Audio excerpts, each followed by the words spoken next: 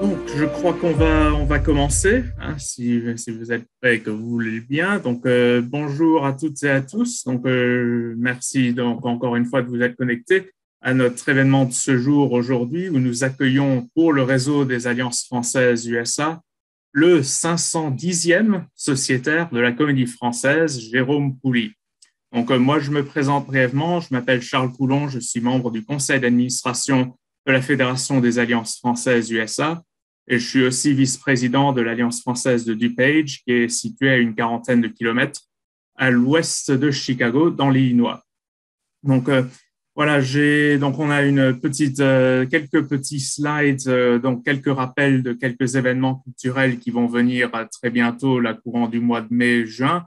Donc, c'est très diversifié, donc entre l'histoire de la côte du golfe du Mexique, Emmanuel Macron, la guerre civile et les artichauts. Donc, vous avez de quoi vous occuper pendant les quelques semaines à venir sur Zoom grâce à la fédération. Quelques petits rappels, donc évidemment, voilà, quelques statistiques aussi sur l'Alliance française. Quelques rappels un peu techniques concernant cette réunion Zoom. Donc, vos micros seront donc éteints pendant cette discussion, mais vous pouvez mettre vos questions dans le fil de discussion qu'on appelle en anglais le chat. Et on en choisira quelques-unes de vos questions selon le temps disponible à la fin. Donc, Jérôme pourra répondre à ces questions. Cet événement durera environ 1 heure et il sera enregistré puis mis en ligne sur la chaîne YouTube de la Fédération des Alliances françaises. Alors, je voudrais juste remercier donc 2 personnes déjà. D'une, Isabelle Leroux, présidente de l'Alliance de Los Angeles et aussi membre du conseil d'administration de la Fédération, qui surveillera le chat et qui nous donnera les questions à la fin de l'entretien, et aussi Mélissa Sora, qui est notre coordinatrice administrative de la Fédération. Donc, elles vont nous aider un peu en coulisses pendant cette présentation. Donc, voilà. C'est la fin un peu des détails techniques avant le début de notre entretien. Donc, nous avons l'honneur d'accueillir aujourd'hui Jérôme Pouli, qui est comédien et sociétaire de la Comédie Française, donc en marge de sa visite de quelques jours à Kansas City, dans le cadre de leurs événements ayant rapport aux 400 ans de la naissance de Jean-Baptiste Poquelin, qui est mieux connu sous son nom de plume Molière. Aussi, un remerciement en particulier à Catherine Tissot, qui est présidente de l'Alliance française de Kansas City, pour nous avoir signalé déjà la venue de Jérôme Pouli dans leur communauté et d'avoir pu coordonner cette intervention aujourd'hui. Alors, j'aimerais inviter Catherine à nous dire quelques mots un peu concernant le projet local à Kansas City et aussi le contexte qui a amené à la venue de Jérôme Pouli. Donc, Catherine, merci beaucoup et bienvenue. La parole est à toi pendant quelques instants. Et, si tu veux enlever mettre ton micro, Catherine.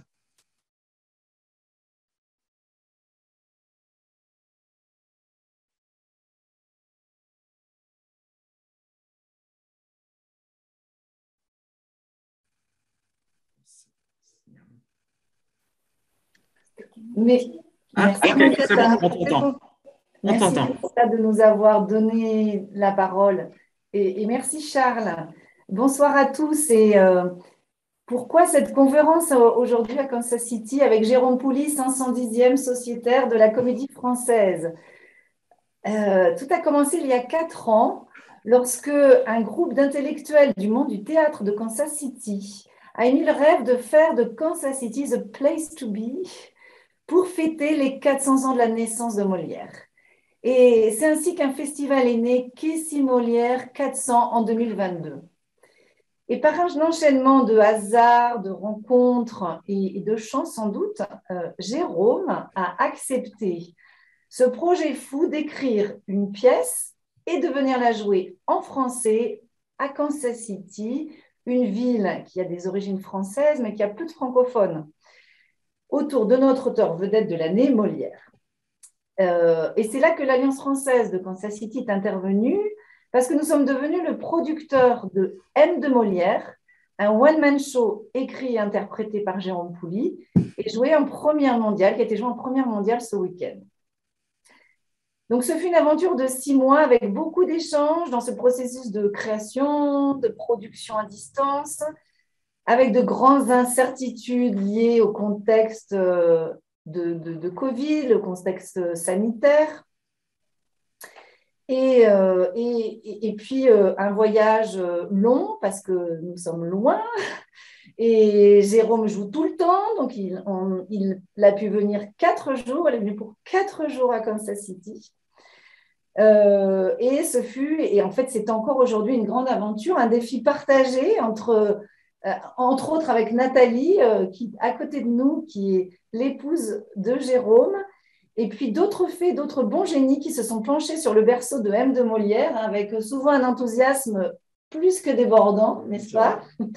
Et jusqu'à samedi et dimanche, dans une salle pleine, remplie, on a été obligé de rajouter des chaises et voilà, et on a une pièce extraordinaire avec standing ovation à la fin, dans un théâtre charmant qui est exactement idéal pour la production M de Molière.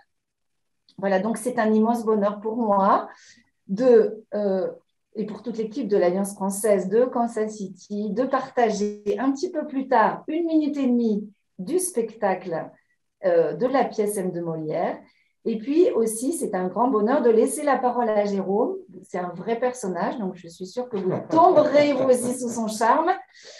Et la devise de la Comédie Française, c'est simul et singulis, être ensemble et être soi-même. Donc je laisse Charles, que je remercie très très chaleureusement d'animer cet entretien depuis Chicago et de nous laisser découvrir le être ensemble de la Comédie Française et le être soi-même, qu'est Jérôme Pouli, 510e sociétaire de la Comédie Française et notre ami et notre star locale maintenant à Kansas City.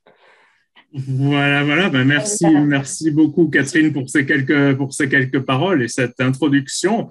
Donc c'est bien. Donc Jérôme, oui, succès pour l'instant là, à Kansas City, c'est pas mal. Oui. Donc j'avais envie de commencer un peu avec quelques questions un peu générales. D'ailleurs, bon, vous êtes donc devenu comédien, mais comment est-ce que vous êtes devenu comédien? Est-ce que c'était plutôt c'est un truc, c'est une évidence, c'était une vocation, qu'est-ce qui vous a mené à être comédien et ensuite sociétaire de la Comédie Française?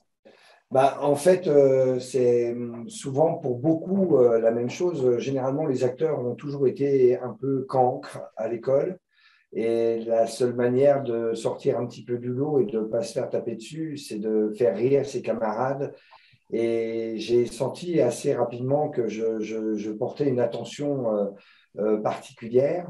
Et puis, ça m'a mis dans, je pense, aussi beaucoup de confiance et qui m'a amené effectivement à petit à venir au théâtre et notamment, évidemment, par l'intermédiaire des œuvres de Molière et notamment Les Fourberies de Scapin, qui est la première pièce que j'ai dû lire quand j'étais en 6e et qui m'avait totalement fasciné, avec notamment ce « Qu'allait-il faire dans cette galère ?» Alors, je m'ai moi-même posé la question en me disant, je suis à l'école, qu'est-ce que je fais dans cette galère? Et donc, du coup, quelques années plus tard, finalement, j'ai changé d'école. Je suis passé d'école de la République à l'école des Saltimbanques, en commençant par l'école Florent, et puis petit à petit, de rencontre en rencontre, de travail en travail, je suis parvenu au Conservatoire national de Paris pour finir à la Comédie Française. Voilà. D'accord. Tout un cursus. Donc oui, c'est intéressant. Et puis c'est intéressant aussi. Bon, vous parliez là des Fourberies de Scapin, une pièce, et puis de voir que bon, même une pièce qui a été écrite il y a 400 ans a toujours de la valeur aujourd'hui parce que la preuve, hein, vous aviez l'impression d'être dans ce même rôle, enfin quand vous étiez en 6e. Donc c'est assez intéressant quoi, de voir ce parallèle déjà. Donc, oui, c'est pas mal.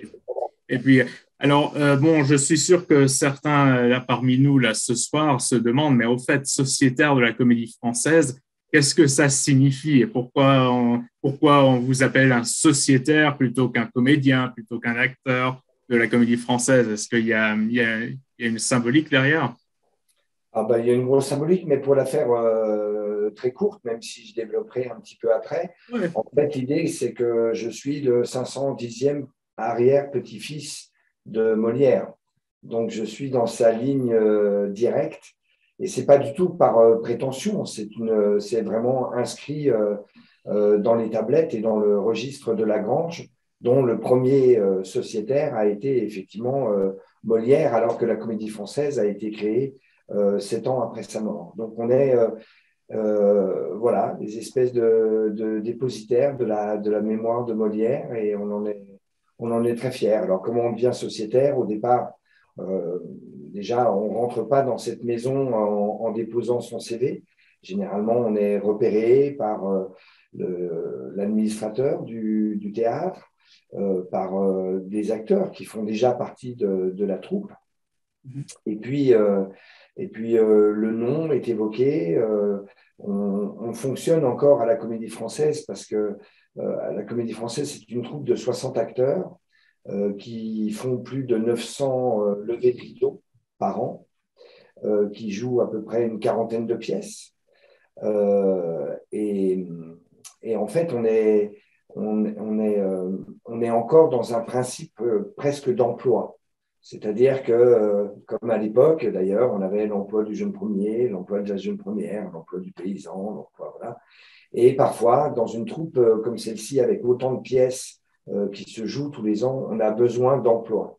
Et moi, je suis tombé au bon moment où il y avait besoin d'un emploi et aucun acteur faisant partie de la troupe n'était en mesure de prendre cet emploi-là. Donc, du coup, c'est entre autres pour ça que je suis rentré à la Comédie Française. Donc, oui, donc c'était bien, c'était un peu bon endroit au bon moment.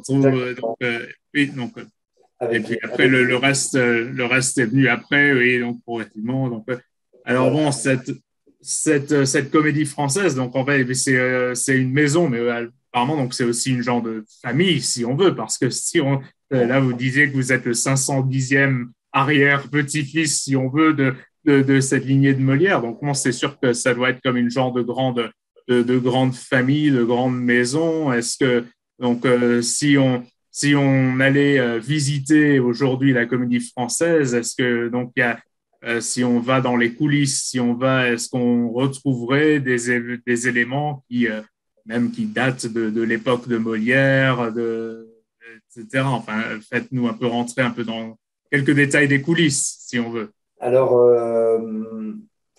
le théâtre dans lequel on est un théâtre qui existe que depuis 200 ans. C'est-à-dire que quand la Comédie Française a été créée, le théâtre actuel n'est pas le théâtre historique. Ce théâtre a été créé il y a 200 ans. Ensuite, il a brûlé 100 ans plus tard. Il a été reconstruit, donc il est place Richelieu.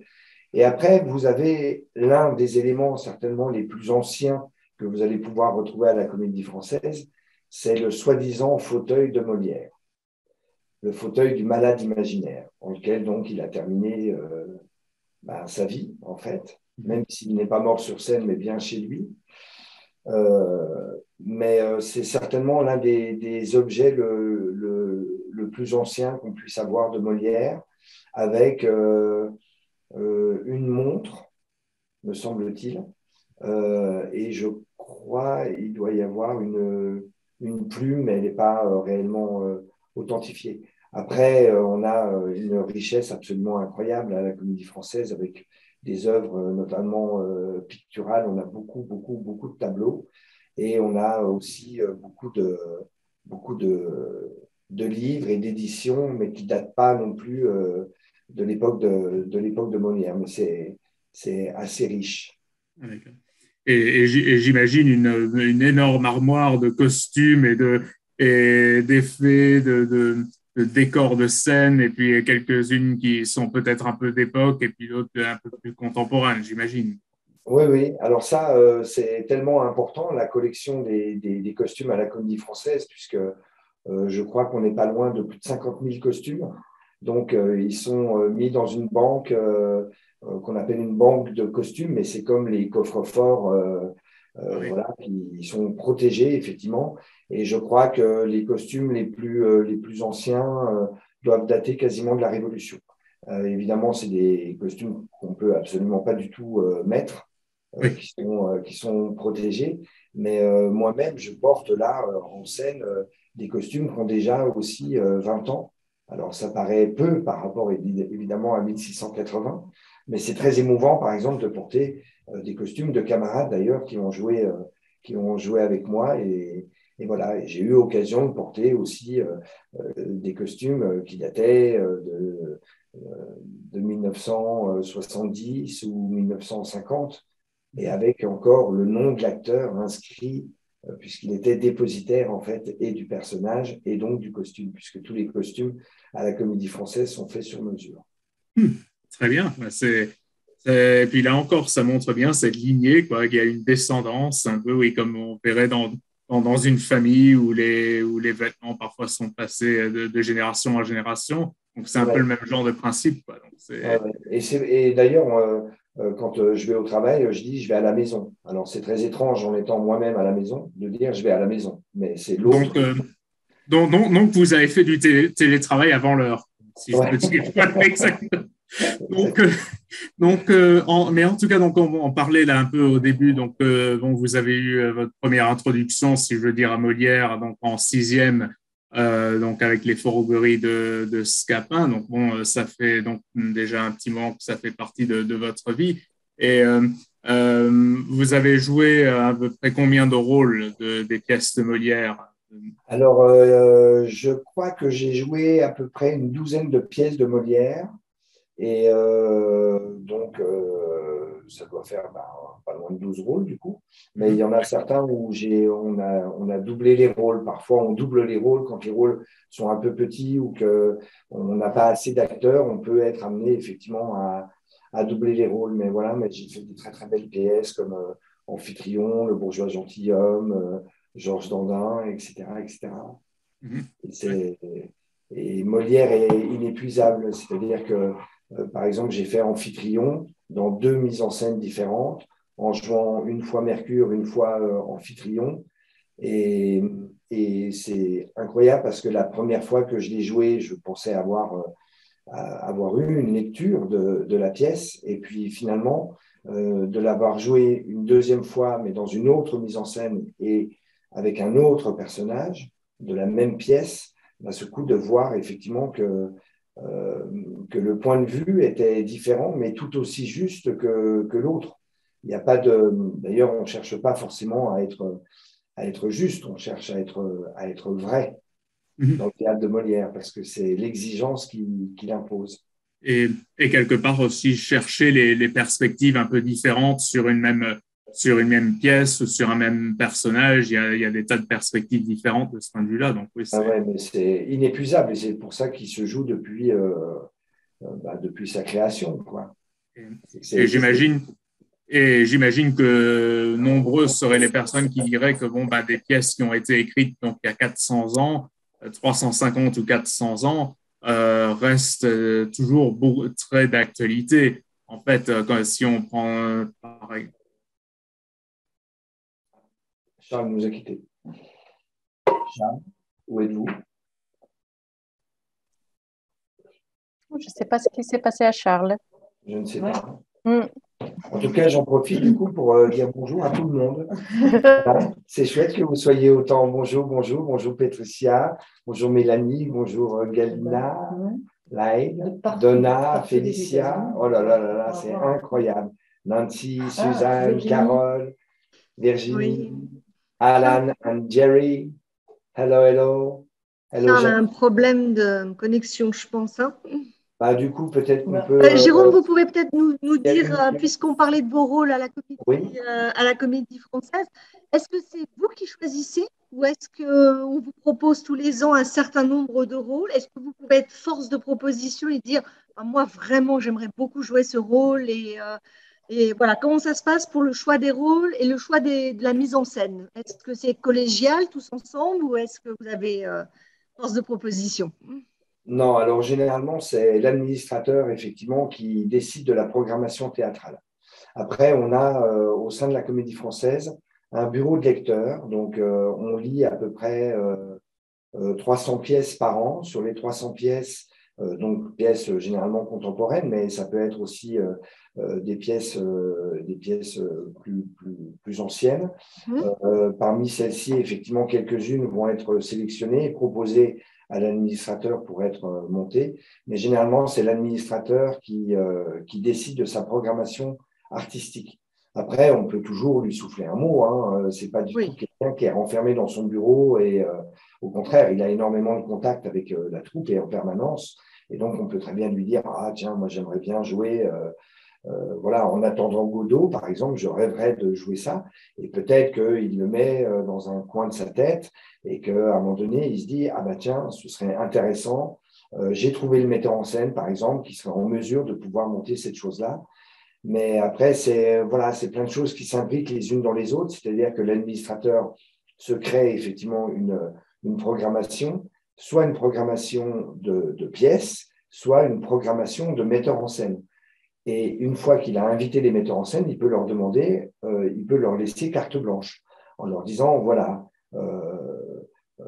si vous avez envie de monter telle ou telle pièce, n'hésitez pas. Donc après, c'est un échange entre metteur en scène et administrateur. Et ensuite vient, effectivement, quand la pièce a été décidée par les deux, l'heure de la distribution. Et là, généralement, les metteurs en scène, ou ils sont venus à la Comédie Française et ils connaissent les acteurs et donc ils ont déjà une idée des acteurs avec qui ils ont envie de travailler, soit ils ne savent pas trop, et dans ce cas-là, l'administrateur peut être amené à les guider, à les aider dans leur choix. D'accord. Alors, revenons sur votre expérience maintenant à Kansas City avec cette pièce M de Molière. Ça fait peur d'écrire sur Molière ou vous vous êtes dit c'était une évidence, ça faisait partie tellement de votre univers et de votre vie que ça ne fait pas peur de s'attaquer à un aussi grand nom? C'est-à-dire qu'en fait, c'est lui qui m'a plutôt aidé puisque je ne dis que du Molière. C'est-à-dire qu'en soi, ce n'est pas tant un travail d'écriture, c'est plus un travail de montage que j'ai créé. Donc, moi, là-dedans, je n'ai pas écrit grand-chose. Après, l'écriture que je fais, c'est ce qu'on appelle une écriture plateau. C'est-à-dire que c'est quand je joue qu'il va y avoir interaction directe avec le public, où là, effectivement, là, pour le coup, je fais ce qu'on appelle une écriture plateau. Donc, j'interagis en permanence avec le public et je crée à ce moment-là. Mais ma base, c'est quand même Molière. Et en fait, c'était effectivement de se dire, mais seul, je ne peux pas jouer une pièce en entier. Et qu'est-ce qui me plaît finalement chez Molière? Qu'est-ce que j'ai envie de dire avec Molière? Quels sont les rôles que j'aurais envie de jouer et qu'on ne me donnera jamais? Mais comme une évidence, par exemple, dans Agnès, dans l'école des femmes, jamais je ne jouerai Agnès. J'ai beaucoup trop de barbe et ça ne marcherait pas. Ça ne marchera pas. Donc, du coup, je me suis dit, bon, voilà, là, je vais pouvoir m'offrir le luxe de pouvoir jouer Agnès en disant son fameux petit monologue du petit chat est mort. Et ça, et voilà. Et ça, par exemple, seul le one-man show et de la manière dont, avec ma femme Nathalie, on a construit le spectacle, il n'y avait que de cette manière-là, en prenant des thèmes, c'est-à-dire les thèmes du mariage, les thèmes de la parole des femmes, voilà, et puis ça permet de mieux faire entendre et résonner effectivement la parole de Molière. Tout à fait. Et alors, une fois que cette pièce a été, avec votre épouse, vous avez mis en place cette pièce M de Molière, Kansas City, ça faisait partie du projet ou ça a été vraiment une belle surprise? En fait, non, c'est Kansas City qui m'a commandé la pièce. Qui a commandé la pièce, d'accord. Donc, en fait, ce n'est pas parti de moi, c'est parti d'eux, par l'intermédiaire d'une amie qui s'appelle Virginie, mais qui est devenue une amie maintenant, mais on ne se connaissait pas en fait, mais nos deux filles allaient à la même école. Et Virginie, qui avait des contacts avec Kansas City, pour y avoir étudié, entre autres, m'a dit, écoute, il y a un festival qui va se créer pour fêter les 400 ans de Molière. Est-ce qu'éventuellement, ça vous intéresserait d'y participer? Et j'ai dit oui, avec grand plaisir. Et de là, j'ai rencontré Cyprienne. Alors, je ne suis pas sûr du nom, alors du coup. Simchowitz. Voilà. Simchowitz. Cyprienne Simchowitz. Voilà, pardon, Cyprienne, mais Cyprienne Simchowitz, qui est rentrée dans la boucle. Et puis ensuite, Catherine, qui a entendu parler de ce projet. Et on sait à quel point les alliances françaises sont importantes pour la langue, pour la culture, et tout le travail que vous pouvez entreprendre dans le monde entier est absolument formidable. Et du coup, j'étais ravi, effectivement, moi, de pouvoir participer à cette chose-là et mettre en avant aussi tout le travail que vous faites avec énormément de… C'est formidable pour nous aussi. Merci beaucoup, Jérôme. Voilà, parce que vous donnez de votre temps, vous êtes Alors, avant qu'on parle de cette expérience Kansas City plus en détail, peut-être Mélissa, on peut passer la vidéo, un extrait de ce qui s'est passé. On est très impatients. D'accord, merci Isabelle.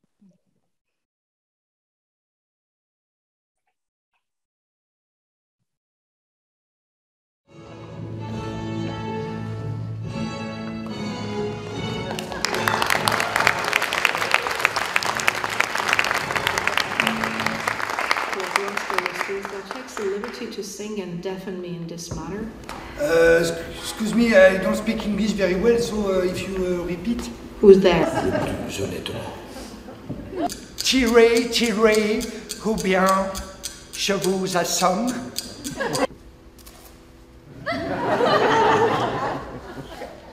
Vos vers ont des beautés que n'ont point tous les autres. Et grâce et Vénus. Que vous avez plaisir à un cœur. So, A-E. A-E. A-E. Mon père, écoutez mes prières, si contre un doux espoir. Pour lui, tombe en vous séparant, et vous me le traitez à moi d'indifférent, morbleu! Je ne puis souffrir cette lâche méthode qu'affectent la plupart de vos gens à la mode. Et je ne hais rien avec tout le monde, et comme on est ravis d'en donner à droite et à gauche, partout où on se trouve. On n'attend pas même qu'on nous en demande, et l'on court au-devant du souhait des gens, tant il est vrai que le théâtre.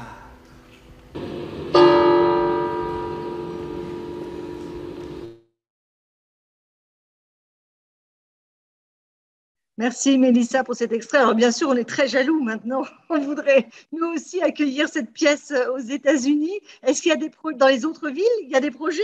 Jérôme, c'est prévu peut-être? Vous êtes mute. Il faut unmute votre micro.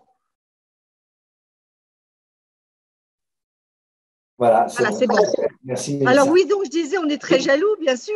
Nous aussi, on a très envie d'avoir Molière dans notre ville. Donc, est-ce qu'il y a des projets?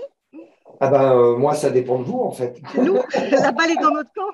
Voilà, moi, exactement, la balle est dans votre camp, non, mais après, c'est un travail d'échange, voilà, si effectivement, on sent là, parmi tous les gens qui nous écoutent et qui sont là ce soir, de dire mais oui, on a envie d'entendre à nouveau notre langue ou celle qu'on apprend ou dans laquelle effectivement on est dans un certain apprentissage. Et surtout, Molière, il parle à tout le monde. C'est-à-dire que moi, l'un des plus beaux, des plus belles choses qui m'est arrivé samedi, c'est d'avoir des Américains qui ne parlaient pas français et qui sont sortis de là en disant j'ai envie d'ouvrir un livre de Molière et de lire en français, même si je ne le comprends pas du tout.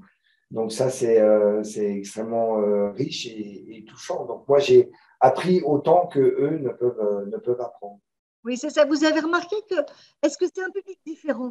Est-ce que le fait de jouer comme ça à l'étranger, de jouer, comme l'a dit Catherine, la présidente de Kansas City, de l'Alliance de Kansas City, en effet, il y avait cette dualité avec la langue, le fait que voilà, vous avez performé en français dans un pays anglo-saxon, ça veut dire que le public est plus attentif, c'est un public différent, vous l'avez ressenti ou pour vous Oui, non, ce qui était drôle, c'était le côté un peu…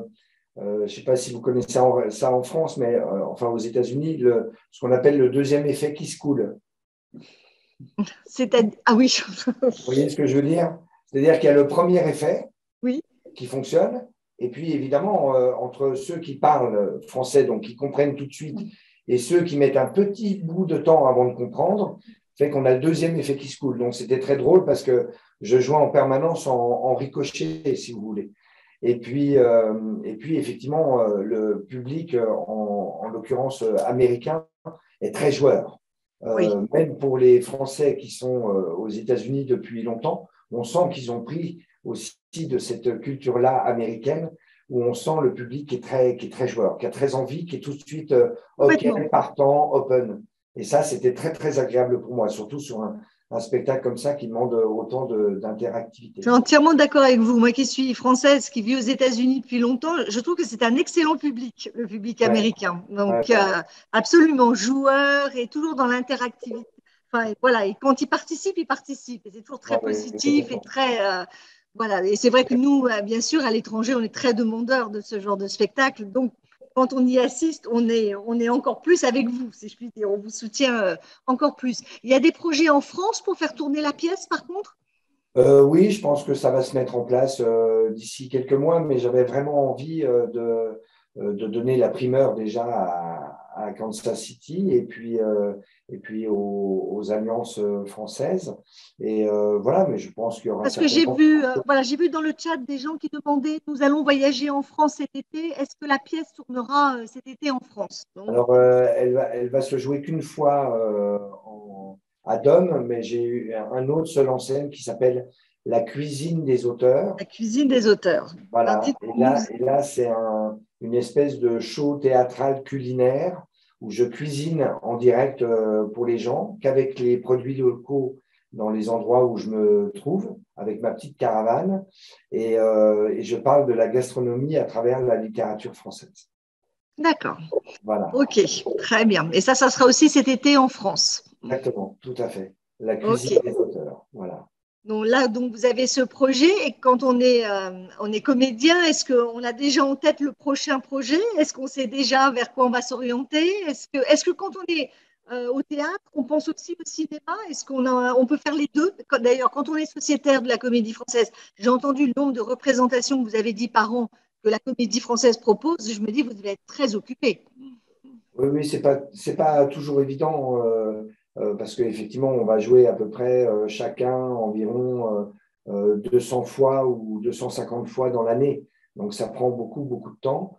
Après, c'est pareil, c'est l'administrateur qui peut nous accorder le fait de faire un film ou pas en fonction du planning. Le principe, c'est de ne jamais désorganiser la Comédie Française. Donc, tant que la Comédie Française n'est pas désorganisée, on peut aller travailler ailleurs. Et là, en même temps, j'ai eu beaucoup de chance pour Kansas City parce que normalement, le vendredi soir, j'aurais dû jouer à Paris et je devais jouer le samedi et le dimanche à Kansas. Évidemment, c'était impossible. Et donc, du coup, ils m'ont accordé le fait de déplacer la date du vendredi soir pour me permettre de partir à Kansas et pouvoir jouer samedi, dimanche. Voilà. D'accord, donc ça c'est vraiment très très bien présenté. Ouais, et est-ce que vous avez une préférence dans le théâtre de Molière? Il y a une pièce qui vous tient particulièrement à cœur Non, pas particulièrement. Il y en a une qui me tient à cœur, mais parce que je pense qu'elle touche à mes origines paysannes, avec toute la noblesse qu'il peut y avoir dans ce mot. Sans eux, on ne mangerait pas. Donc, je trouve que c'est un métier noble et qu'il faut respecter. Ce serait Georges Dandin. Voilà. Ok. C'est une de mes pièces, effectivement, dites favorites. Et comment vous travaillez quand vous commencez une nouvelle pièce, un nouveau texte? Est-ce que vous apprenez le texte en répétant? Est-ce que vous l'apprenez d'abord et vous répétez? Comment ça se passe? Parce que ça paraît toujours, quand on est de l'autre côté du rideau, on se dit, oh là là, il a appris tout ça par cœur. Ouais. Donc, En fait, c'est assez variable et ça dépend des auteurs. C'est-à-dire que la prose de Molière est compliquée, par exemple. Elle est très compliquée à apprendre parce qu'on dit qu'on parle la langue de Molière, mais elle est la sienne est beaucoup plus riche avec énormément de syntaxe. Donc, elle n'est pas forcément très, très évidente à apprendre. Là, pour M de Molière, en l'occurrence, j'ai beaucoup marché. marcher m'a permis effectivement de rentrer le texte dans mon corps. Et ça, c'était presque une nouvelle expérience parce que d'habitude, je me mets dans un coin où je suis dans ma loge et puis j'apprends un peu bêtement par cœur, quoi. Après, il y a des auteurs qui s'apprennent plus facilement que d'autres. Par exemple, j'ai une grande facilité à apprendre Victor Hugo, étrangement. Je ne sais pas pourquoi. Mais Victor Hugo, je le mange à la paille, au petit déjeuner, le matin. Donc, c'est assez remarquable.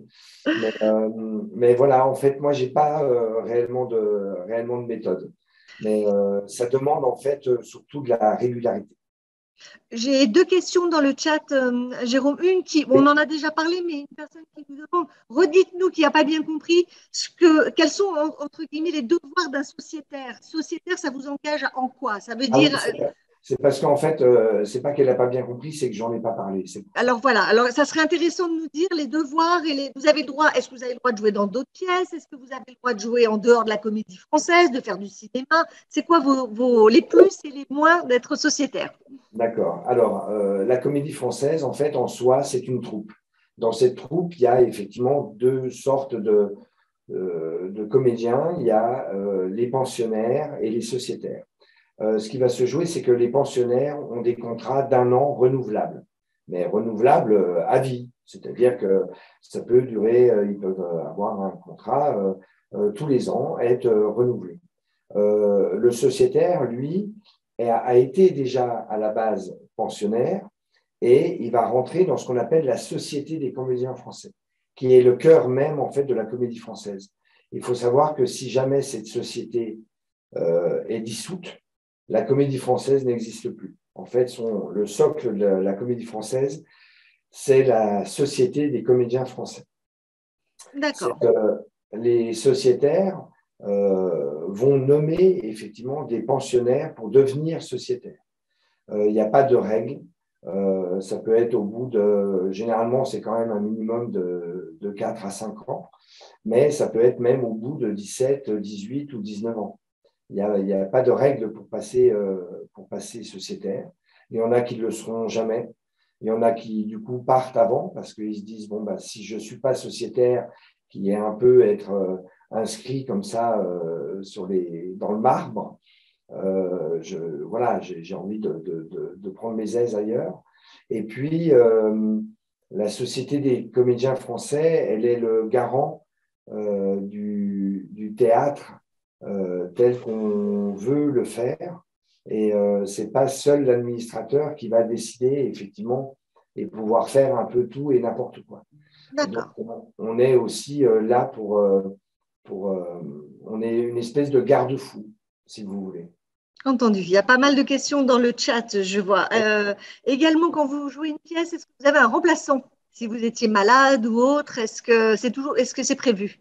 Non, il n'y a pas de remplaçant. La seule personne qui peut remplacer, c'est soit un comédien qui aurait déjà joué le rôle dans une autre production et qui beaucoup plus facilement pourrait reprendre le rôle. Et sinon, on a le rôle du semainier. Donc, le semainier, c'est un des sociétaires qui fait partie du comité d'administration pendant 1 an et qui, pendant 1 semaine, va être le garant du bon déroulement du spectacle. Et si jamais, par exemple, effectivement, un acteur se blesse ou un acteur ne peut pas venir, et vu qu'on ne fait jamais de baisser de rideau à la Comédie Française, parce que quoi qu'il en soit, on joue, dans ce cas-là, le semainier peut être amené à reprendre son rôle en lisant le texte. Évidemment, une annonce est faite au public. Mais généralement, on ne baisse pas le rideau à la Comédie Française. Jamais. D'accord. Alors, on nous demande également, est-ce qu'il y a une touring company? Donc, ça veut dire, est-ce que vous jouez qu'à la Comédie Française ou est-ce que vos pièces circulent ailleurs? Alors, les pièces de la Comédie Française partent en tournée, en France ou à l'étranger. Mais c'est de plus en plus rare, malheureusement, parce que le bas blesse, hein, c'est-à-dire c'est l'argent. Donc, à un moment donné, l'État se retire de plus en plus. Donc, il faut toujours un peu, même à la Comédie Française, lutter pour pouvoir effectivement jouer en dehors de la Comédie Française. Après, en ce qui me concerne, moi, je fais partie d'une compagnie qui s'appelle Avec Cœur et Panache. Et en fait, c'est toujours le même principe. C'est-à-dire que moi, j'appartiens et je suis attaché à la Comédie Française. Je me dois l'exclusivité à la Comédie Française. Mais à partir du moment où je ne dérange pas dans l'organisation, je peux aller jouer ailleurs. D'accord. Alors, comme nos amis ne manquent pas d'humour, on vous demande comment jugez-vous le barbecue de Kansas City? Qui est au question. courant qu'hier, on a fait un magnifique barbecue avec une viande absolument sublime, des ribs extraordinaires. Voilà, moi qui ne suis pas trop sauce barbecue, là, pour le coup, il y a qu'ici qu'on trouve ça. Quoi. Voilà, il n'y a pas photo. Là, non, il n'y a pas photo. Il n'y a pas photo. Bon, on est bien à Kansas City. OK. Ouais, exactement. Très bien. Et est-ce que vous êtes la seule personne à avoir eu… est-ce qu'il y a déjà eu d'autres expériences autour de Molière, de ce genre de pièces comme celle que vous présentez actuellement? Vous connaissez d'autres modèles comme ça ou non? Non, je crois que c'est vraiment unique. Ça ne s'est jamais fait et encore moins aux États-Unis. Enfin, en tout cas, à Kansas City, je tiens à préciser. D'accord. Mélissa, je ne vois pas si Charles est revenu sur le Zoom ou pas. Donc, je ne veux pas lui prendre la parole. Il est là, Charles. Je n'ai pas la visibilité. Charles, ça y est, je te vois. Alors, je suis. Est-ce que vous m'entendez là? Oui, on t'entend. Oui, Charles. Ok. Non, mais Isabelle, tu fais un super boulot. Non, mais merci en tout cas. Et puis bon, j'ai été victime d'un problème que Molière n'aurait jamais eu, c'est-à-dire un problème d'ordinateur qui décide que bon, il n'a plus envie de travailler. Et puis voilà. Et puis donc, je vous rassure, je n'avais pas de double appel avec Pierre Corneille, par exemple, ou Jean Racine. C'était non. Mais donc. Il y a un thème, Charles, qu'on n'a pas abordé avec Jérôme, c'est la différence entre acteur et comédien. Est-ce que vous avez une différence, Jérôme, entre acteur et comédien? Eh ben voilà, Jérôme, qu'est-ce que vous en pensez, hein? Acteur, comédien, est-ce que c'est blanc bonnet, bonnet blanc? Est-ce que c'est la même chose? Alors pour moi, c'est pas du tout la même chose. Je différencie vraiment les choses. Acteur, c'est cinéma. Comédien, c'est théâtre. Bon, après, je ne sais pas si le petit Robert me donnera raison ou pas, mais en tout cas, moi, c'est ce que je pense et je sais que je ne fais pas du tout, je n'aborde pas les rôles de la même manière quand je suis au théâtre ou au cinéma. Après, pour moi, ce que j'aime dans le théâtre, c'est le côté éphémère, c'est le côté live, c'est le côté on ne sait pas du tout ce qui va se passer, comment le public va réagir, comment on va jouer, l'interaction avec nos camarades également. Alors qu'au cinéma, c'est vrai, et je ne dis pas que c'est plus simple de jouer au cinéma, loin de là, même si on se trompe, on coupe, on recommence, etc., etc. Mais pour moi, c'est aborder le métier de deux manières différentes et particulièrement d'appréhender des rôles d'une manière différente. Au théâtre, on recommence, on cherche, on prend le temps, c'est une espèce de petite cuisine qui se met en place au fur et à mesure. Au cinéma, je trouve qu'on est à la fois plus seul et beaucoup dans l'anticipation puisque les scènes qui vont être tournées ne sont pas tournées dans l'ordre. Donc, quand on commence par la fin du film, dès le premier jour, il faut avoir bien étudié quand même son parcours de personnage, contrairement au théâtre où au bout de 2 mois, on aura vu le début, la fin, le milieu et petit à petit, les choses prennent sens. Voilà. Alors, et puis, oui, tout à fait. Ouais, j'ai encore peut-être une question, Charles, puisqu'on était sur ce thème-là de la comédie française. C'est vrai que c'est un petit côté comme ça tellement prestigieux et lourd. On se dit toujours, est-ce que c'est pas trop lourd pour un comédien? Est-ce que ça vous laisse quand même suffisamment de flexibilité, même de droit, pas à l'improvisation, mais de présenter des choses, des mises en scène plus modernes? C'est pas parce que c'est la comédie française que ça reste traditionnel. Il y a une tradition, on en est content, mais est-ce qu'on a le droit à l'innovation? Voilà. Oui, la comédie française est loin d'être un théâtre poussiéreux. Le principe de la comédie française, c'est malgré tout de préserver nos classiques et de continuer à les faire entendre. Mais ça, c'est sa mission principale. on va dire. Il est garant de ce classicisme-là, à la fois littéraire, mais au niveau des mises en scène, on a des mises en scène avec des Yves Van Hove qui viennent, qui sont belges et qui, d'un seul coup, vont exploser Tartuffe d'une manière extrêmement moderne, voire certainement pour certains provoquant. Donc, c'est marrant parce que cette image de comédie française, parfois, on a un public qui peut se retrouver être déstabilisé en disant « Ah, mais moi, je pensais que c'était beaucoup plus classique que ça. » Mais en fait, on est classique que par notre histoire et par les 350 ans d'existence de cette troupe, qui est l'une des troupes les plus vieilles au monde. Charles, oui. Très bien. Oui, très, très bien. Donc, oui, donc voilà.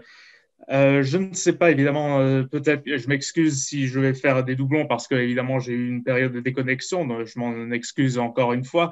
Mais est-ce que, par exemple, bon, votre expérience à Kansas City, je parle pas du barbecue sauce, hein, je parle je parle plutôt de venir à Kansas City pour jouer cette pièce M de Molière. Est-ce que c'est une belle surprise ou vous vous êtes dit un jour, il y a un jour, je jouerai une pièce aux États-Unis et puis voilà, j'ai atteint l'objectif, ou est-ce que c'est une belle surprise comme ça?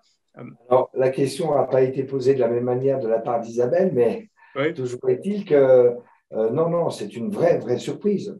Et moi, jamais je pouvais m'imaginer, moi, acteur, enfin, ne serait-ce qu'au-delà même de sociétaire de la Comédie Française. Moi, Jérôme Pouli, venir jouer et faire du théâtre aux États-Unis devant un public à la fois français et américain, et voire même espagnol, parce qu'on a eu aussi un brassage autre que franco-américain. Non, jamais je me serais imaginé ça. Et c'est ce que je disais, c'est que j'ai la chance, effectivement, que l'Alliance française ait porté ce projet avec autant d'enthousiasme et de désir. Et voilà, on le doit beaucoup à Catherine. Et j'espère qu'il en sera de même pour Isabelle quand elle nous recevra, pour toi, Charles, pour Mélissa. Enfin bon, vous comprenez ce que je veux dire. Oui, dans le chat, Charles, une personne demande est-ce que la pièce viendra à Chicago, à New York? C'est vrai que la balle est dans notre camp, c'est-à-dire c'est à nous de voir au niveau national comment les alliances peuvent s'organiser pour recevoir la pièce dans différentes villes. On travaillera là-dessus. Il y a une autre question également sur le track. Est-ce que malgré l'expérience, malgré le fait qu'on soit monté sur scène, je ne sais pas combien de fois, est-ce qu'on a toujours cette petite appréhension avant d'y aller? Alors, il y a toujours une petite appréhension, mais là, étrangement, j'étais tellement excité de jouer que, en fait, je n'avais pas le trac. J'avais qu'une envie, c'était de me jeter dans l'arène. C'était très, très étrange. Et puis, quand on joue seul, le trac est encore différent parce qu'on est le seul, finalement. On gère un petit peu comme on a envie. Tandis que quand on joue avec nos camarades, on a une responsabilité vis-à-vis d'eux. Là, la seule responsabilité que j'ai, elle est vis-à-vis de moi-même. Donc le track est très, très différent. Après, ce qui est marrant, c'est qu'il y a toujours quand même la petite appréhension quand on joue une première, en tout cas, de se dire, mais c'est fou, j'ai l'impression que je ne connais plus du tout mon texte. Donc ça, c'est l'angoisse qui est très récurrente. Et on n'a que la première phrase en boucle qui vient juste avant que le rideau s'ouvre, et on se dit mais je ne pourrai jamais dire la deuxième parce que j'ai que la première qui est là. Donc voilà, mais après on apprend à le gérer ce trac. Mais c'est bon le trac. Après il y a des tracs démobilisateurs et qui peuvent vous enfermer. Là ceux-là sont terribles. Mais moi j'ai jamais eu ce genre de trac là parce que ce que j'aime avant tout en faisant du théâtre c'est de partager. Et est-ce que vous avez une expérience en particulier d'une représentation, ou peut-être qu'il y a quelque chose qui s'est mal passé, ou il y a quelque chose qui a généré, mettons, un fou rire ou une expérience, parce que j'imagine que ça arrive, ça peut arriver d'avoir des situations comme ça. Donc, je ne sais pas quelle est votre réponse dans des situations comme ça. Après, oui, il m'est arrivé évidemment d'avoir l'inévitable trou de texte. Hein, ça, c'est le pire. Où d'un seul coup, on a l'impression que ça dure 2 minutes, alors qu'en fait, ça n'a duré que quelques secondes. Mais on sent effectivement voilà, le sol se dérober sous ses pieds. On a l'impression, on n'entend plus. C'est une sensation extrêmement désagréable.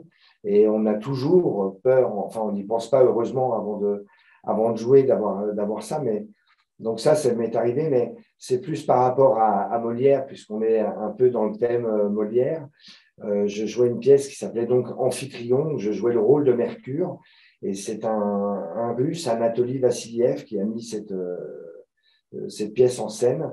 Et c'était une énorme tour au niveau du décor. Il y avait des guindes un peu partout. Et à un moment donné, je montais tout en haut de cette tour, et je devais me laisser descendre sur cette guinde, et je partais j'étais à 9 mètres de haut, et je partais dans les airs comme ça, avec uniquement une poignée et une poulie qui me descendait.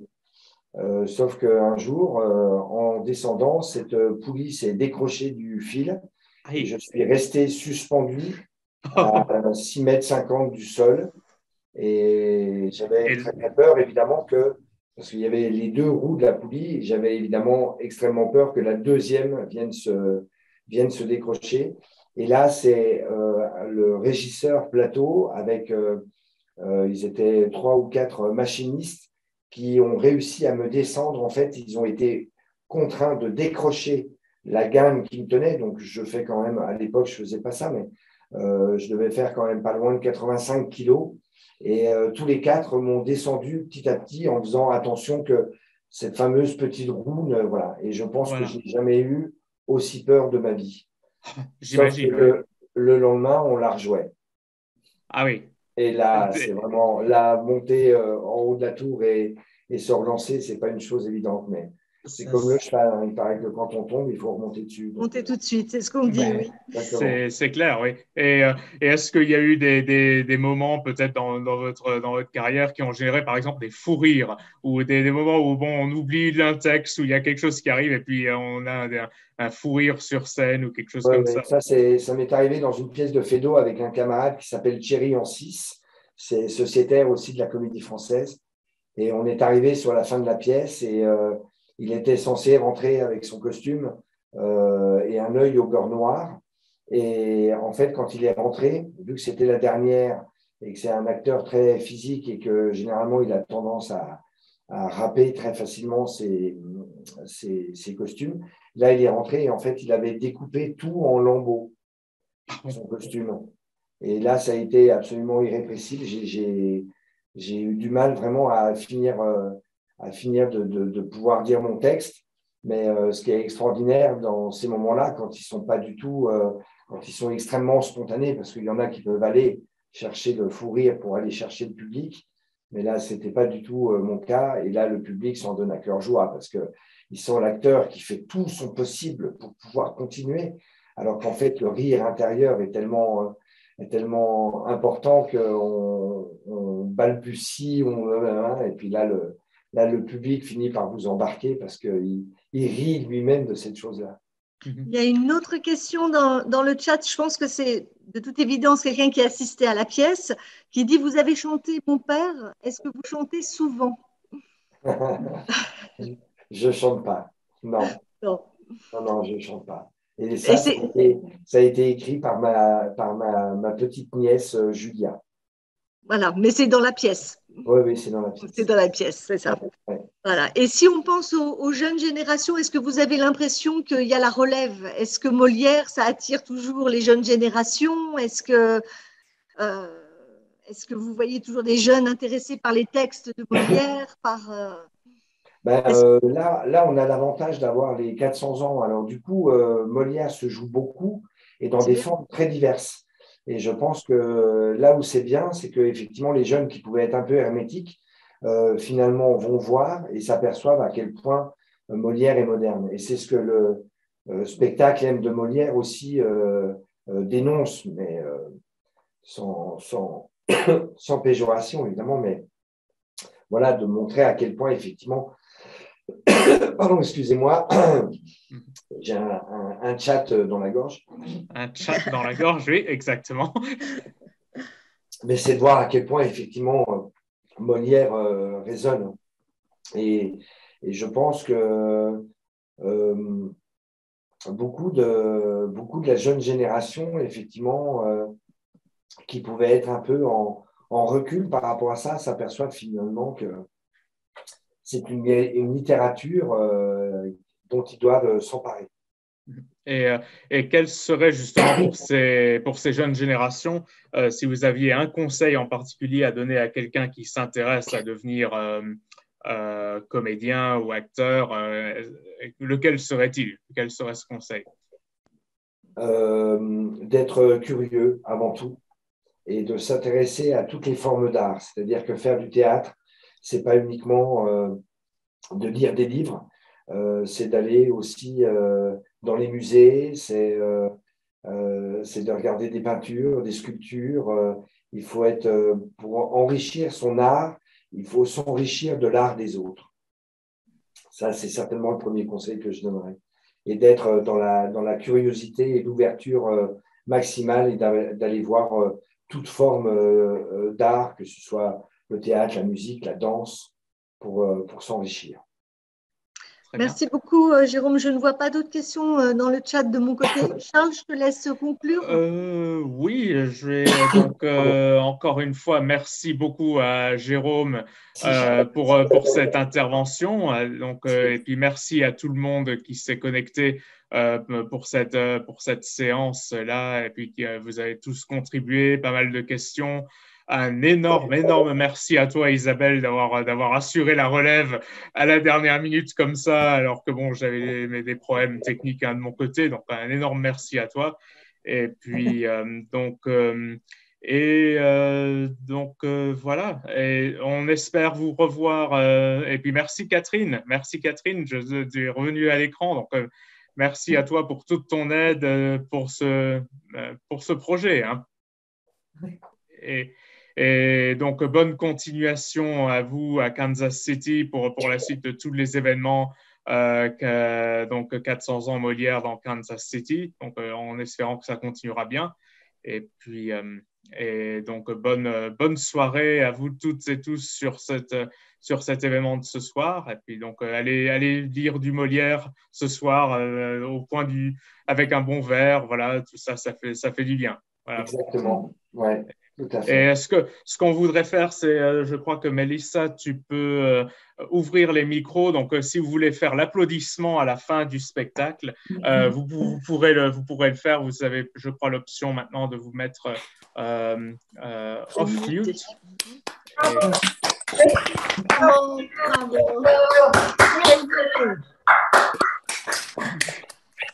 Merci beaucoup. Donc, merci. Et très bonne soirée à tout le monde et bonne continuation. Hein. Merci bien. Merci. Merci Jérôme. Oui. Au revoir. À bientôt.